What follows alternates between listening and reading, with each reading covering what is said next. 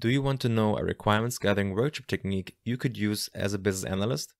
In this video, I'm going to show you my technique, which contains only 3 steps, and I will also present a case study on how to use these steps. Let's get started right away. The very first step of the technique is the workshop preparation, then the execution of the workshop, and number 3 is a follow-up of the workshop. Let me show you a quick case study so we can use this technique.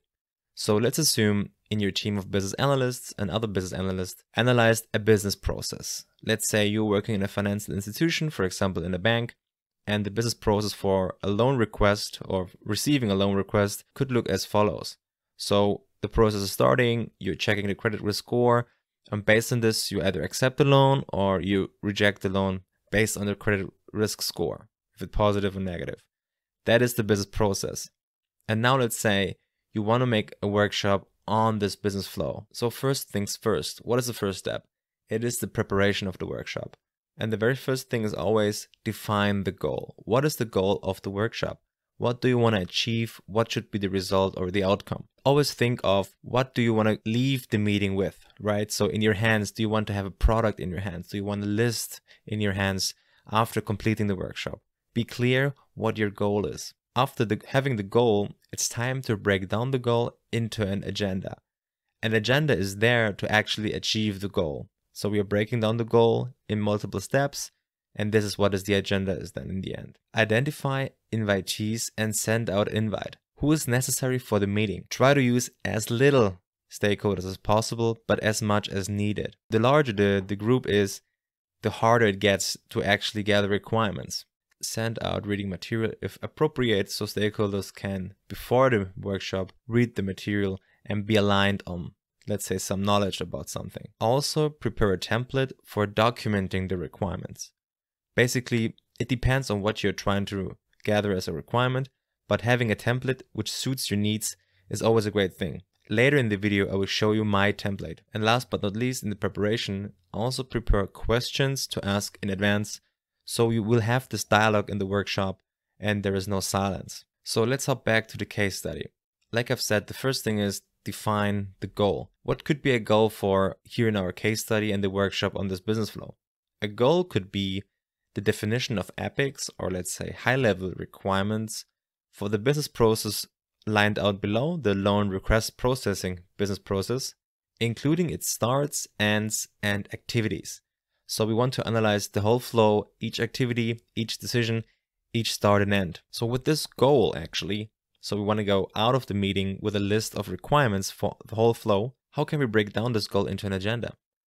A possible agenda could look like as following. First, we want to analyze the process start triggers. So how is this process getting started? Who is starting it? When does it get started? Under which circumstances? After this, we just go through the flow.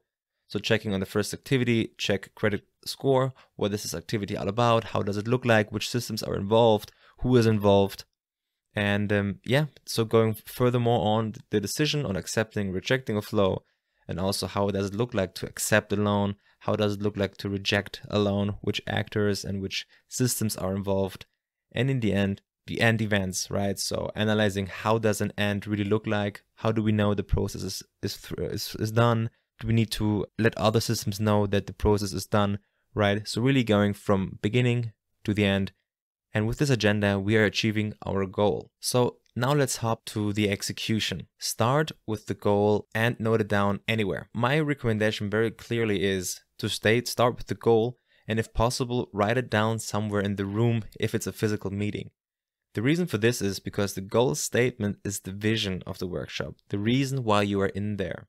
And if you have it open all the time, people can have a look on the goal and align on it again. Then set up and agree on some workshop rules. I like to start my workshops with some ground rules to ensure efficiency and effectiveness of the workshop. For example, rules as respect, focus, and engagement, meaning let people finish the sentences, be focused on the topic, so whenever there is off topic going on, that you as a moderator are allowed to interrupt, and engagement because this workshop lives of the engagement of every participant. After everyone has agreed on the workshop rules, you have an alignment on the rules. That's great. So now it's time for you to lead the workshop actively with a central theme. Like I've said, we have pointed out an agenda and a goal.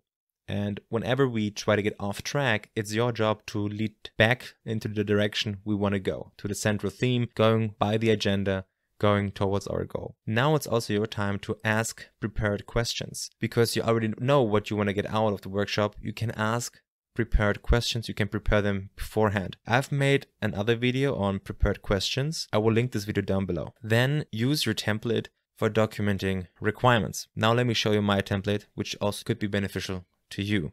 So here you can see my template for gathering requirements in a workshop. In this sheet, I'm capturing all the requirements. Every requirement needs to be identified by an ID. Then we can also reference the process step. As pointed out in the case study, it was about a process, right?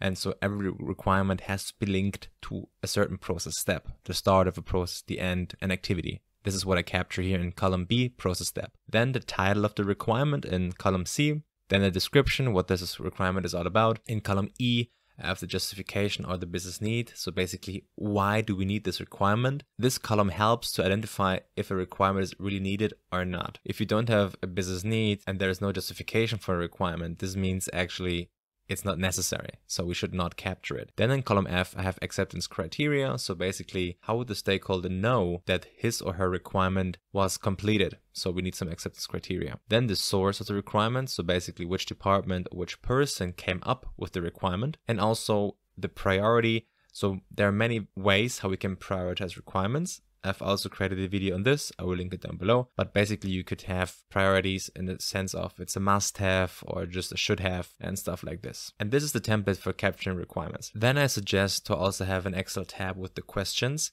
So here you can see the questions. This time it's in German. As I've pointed out, I've created a video in English, and there the questions are in English. And just check out questions there.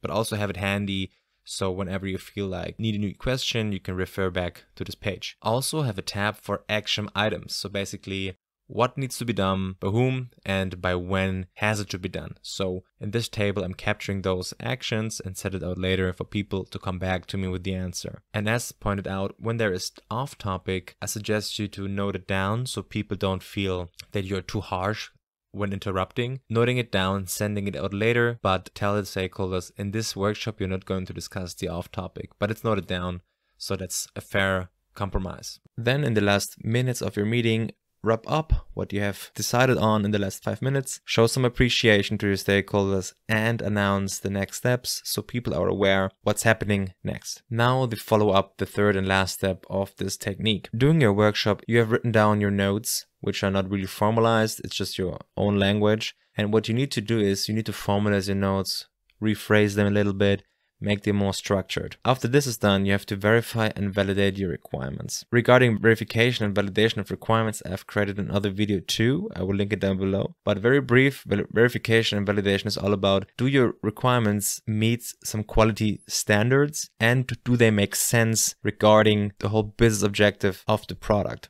So make sure to watch this video too in order to verify and validate your requirement. After this is done, it's time for you to send out your requirements to the stakeholders to seek confirmation. What I like to do is I'm sending it out and I say, please come back to me by end of the week with your feedback if you disagree on something or something is unclear. If not, I would assume the requirements are confirmed from your end. With doing this, you are on the safe side. Also, send out action items you have probably noted down during the meeting. So let's say if there was an open question on something, send out this question to the group and also with a deadline by when the stakeholder needs to answer the question.